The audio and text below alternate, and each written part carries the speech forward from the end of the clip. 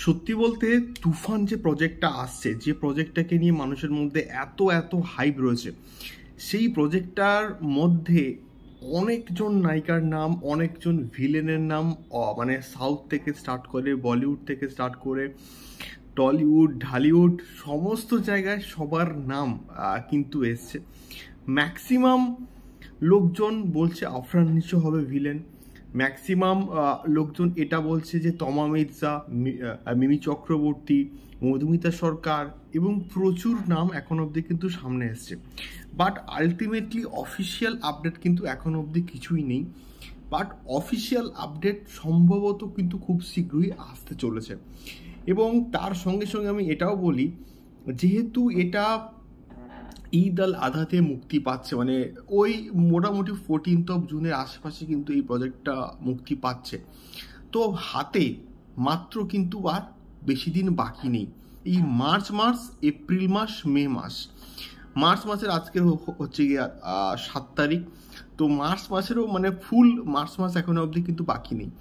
তো 2 মাস সামান্য কয়েকটা দিন কিন্তু মোটামুটি বাকি আছে, ম্যাক্সিমাম 3 মাস। তার মধ্যে শুটিং কমপ্লিট করে, প্রমোশন করে রিলিজ দিতে হবে। তো মানে প্রমোশন করতে মিনিমাম তো 1 মাস সময় লাগবে, মানে 1 মাস সময় ধরে নিশ্চয়ই প্রমোশনস হবে। তো তার আগে কিন্তু শুটিং কমপ্লিট করতে হবে, শুটিং কমপ্লিট করে পোস্ট প্রোডাকশনের কাজ আছে। তো এত কিছু এই 3 মাসের মধ্যে কিন্তু কমপ্লিট করতে হবে অডিয়েন্সকে এই আউটপুটটা দেওয়ার জন্য।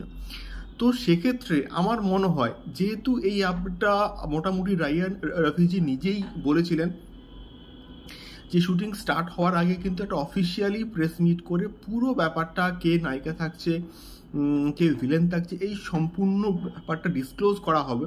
তো সেই জায়গা থেকে আমার অ্যাটলিস্ট মনে হচ্ছে হয়তো এই আর 3 থেকে 4 দিনের মধ্যেই হয়তো নায়িকার পুরোপুরি অ্যানাউন্সমেন্টটা হয়ে যাবে। তার কারণটা হচ্ছে মার্চের মোটামুটি 2nd উইক থেকে তুফানের শুটিং স্টার্ট হয়ে যাবে, না হলে কিন্তু ঈদ আল আধায় তুফানকে মুক্তি দেওয়াটা জাস্ট নেক্সট টু ইম্পসিবল হয়ে দাঁড়িয়ে পড়বে। দেখা যাক এই 3-4 দিনের মধ্যে তুফানের কোনো অফিসিয়াল আপডেট আসে কিনা। আমরা আশা করব যে এর মধ্যে আপডেট এসে যাবে, একটা প্রেস মিট করা হবে এবং ওই প্রেস মিটে ভিলেনকে থাকছে, নায়িকাকে থাকছে, সম্পূর্ণ আপডেট আশা করছি দিয়ে দেওয়া হবে। দেখা যাক কি হয়, বাট আমাদেরকে একটু পেশেন্স রাখতে হবে। তার কারণটা অলরেডি নায়িকা ফাইনাল, অলরেডি ভিলেন ফাইনাল, সব কিছুই কিন্তু ফাইনাল হয়ে আছে এবং তারা স্ক্রিপ্ট পড়ছে। ফাইনালি দেখা যাক এক্স্যাক্টলি কী হয়। তোমাদের কি ফিডব্যাক আমাকে অবশ্যই কিন্তু কমেন্ট করে শেয়ার করতে পারো। দেখা হচ্ছে পরবর্তী ভিডিওতে। টাটা।